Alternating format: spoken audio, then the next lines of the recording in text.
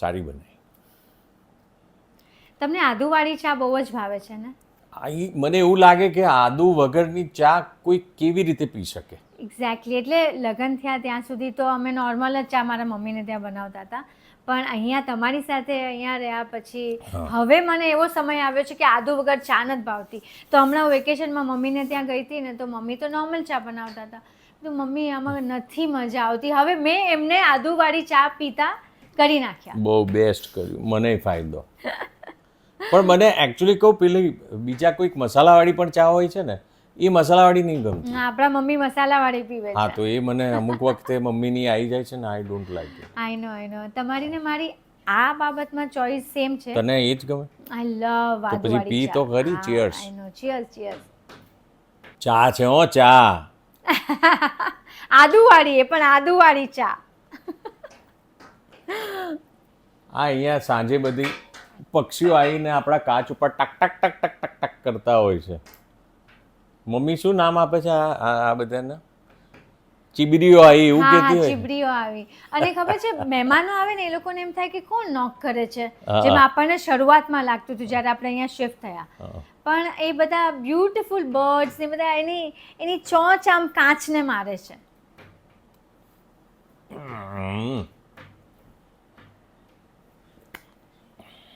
હવે રાજવીનું વેકેશન પૂરું થાય છે.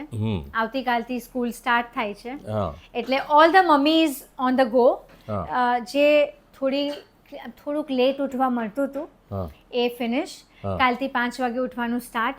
જે મમ્મીઓ જાતે ટિફિન બનાવે છે એના માટે, અને આમ પણ તૈયાર કરવા માટે તો મમ્મી પપ્પાએ ઉઠવું જ પડે, મમ્મી ઓર પાપા. તો એમાં આઈ મીન છે, ભારે પડે, બરાબર છે. હું રોજ સવારે વહેલા તો આ રીતે તો ના જ ઉઠી શકું, એટલે કામ તો સોલિડ જ કહેવાય. એટલે આમ અર્લી મોર્નિંગ રેગ્યુલર રોજ 365 ડેઝમાંથી 300 ડેઝ તો પાક્કા. અને હોલિડે હોય કે ના હોય, આ લોકો તો હોલિડે હોય તોય વહેલા ઉઠી જાય ને પછી તો ખાસ ઉઠી જાય. કેમ ખાસ એમ કે મેં કીધું હોય ને રાજવીરને કે જો કાલે રજા છે, પ્લીઝ લેટ ઉઠજે, પણ એ દિવસે તો વહેલો જ ઉઠી જાય. એટલે કાલથી drilling, all the mummies drilling start. Rajveer એકદમ નાનો હતો, બચ્ચું, ત્યારે એને ખાવામાં તું કેવી રીતે શું શું કરતી હતી? આમ ખાવામાં મેં જો શરૂઆતમાં તો બ્રેસ્ટ ફીડિંગ પર હોય શરૂઆતના મહિના, એટલે રાજવીરે તો મતલબ એ ક્યાં સુધી કરવું જોઈએ? ડૉક્ટર્સ પણ કહે છે અને મારું પણ માનવું છે કે 2 વર્ષ તો કમસે કમ બ્રેસ્ટ ફીડિંગ કરાવવું જ જોઈએ. 2 વર્ષ યસ. આપણા કેસમાં રાજવીરે 2 વર્ષ 2 મહિના કર્યું.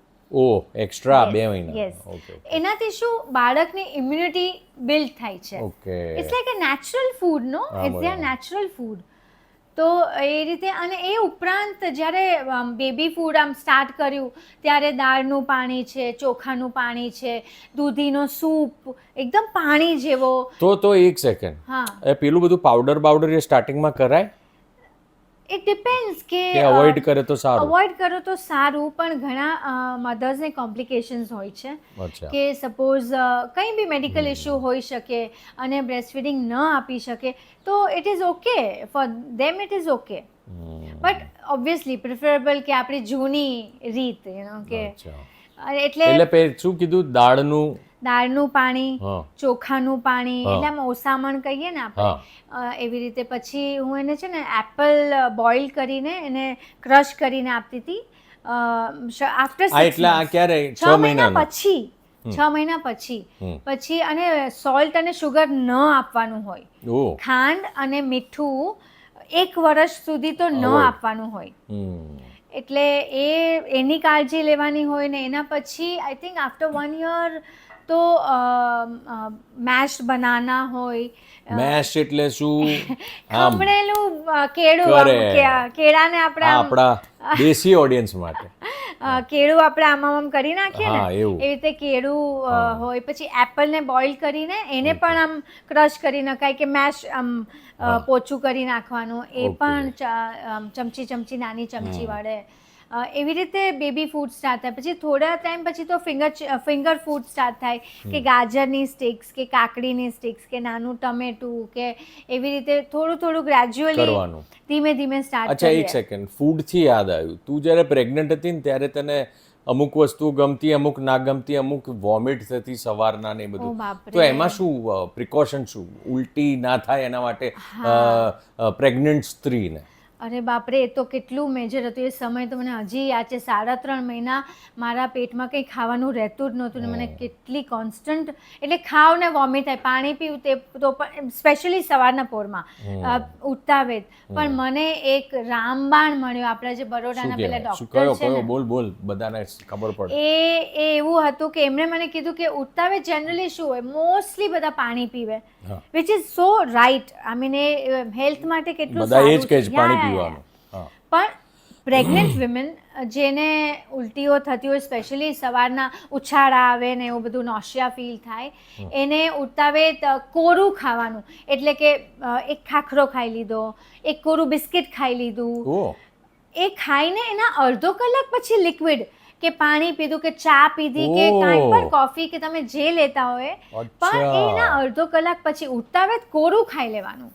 અચ્છા, એટલે બિસ્કિટ કે ખાખરો કે એવું કંઈ, કંઈ એના અડધો કલાક પછી પાણી, પછી લિક્વિડ પીવાનું, એટલે ઉલટી જેવું ના ઉલટી ન થાય, ઉલટી જેવું ફીલ ન થાય. Morning sickness, morning sickness, yes. એટલે મને તો બહુ વખત પછી ખબર પડી, પણ બહુ જ મારો ટેરિબલ ટાઈમ હતો. પણ આ જ્યારે મેં ડૉક્ટરે મને કીધું, આપણા બરોડાવાળા ડૉક્ટરે, અચ્છા, તો એમણે મને કીધું ને આજે મેં ઇમ્પ્લિમેન્ટ કર્યું મારી લાઈફમાં, ત્યારથી I was so happy. Super, જોરદાર હિન્ટ, પોઈન્ટ જોરદાર.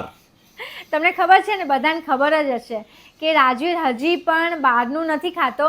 હમણાં 15 દિવસથી, એટલે મારા માટે બહુ મોટી વસ્તુ છે એટલે હું ઓન સ્ક્રીન કહું છું કે 15 દિવસથી ગુલાબજાંબુ ખાવાનું સ્ટાર્ટ કર્યું છે. એટલે એ કેટલા વર્ષનો થયો એ પહેલા બધાને કેવું પડે. એટલે અત્યારે છે ને એ 9.5 વર્ષનો થયો છે, અને હજી હવે એને સ્વીટ ચાલુ કરી, ice cream, cake, wafer, biscuit, pizza, pasta ચાખ્યું પણ નથી. બોલો. એટલે ગુલાબજાંબુ એના દાદી લઈ આવ્યા એક વખત, હમણાં 15 દિવસ પહેલા દિવાળીમાં. આપણી બધી મીઠાઈઓ બધી, આમ તો હા, દાદીના હાથનો શીરો ખાય, દાદીના હાથની સુખડી ખાય, દાદીના હાથનું બધું જ મિષ્ટાન ખાય જે ઘરની બનાવેલી, પણ એ બહારનું નહોતો ખાતું. પણ દાદી છે ને, બહારથી એમને મન શું થયું તો એ ગુલાબજાંબુ લઈ આવ્યા, અને એ ગુલાબજાંબુ એને ભાવવાના સ્ટાર્ટ થઈ ગયા. ના, પણ એક સેકન્ડ, પણ એનાથી હું તમને કહું, એનાથી એ ફાયદો એ થાય કે એને દાંતનો હજી સુધી પ્રોબ્લેમ નથી થયો.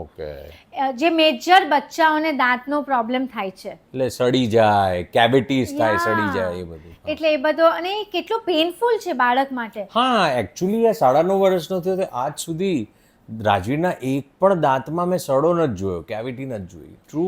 કારણ કે બહારનું ખાતો જ નથી.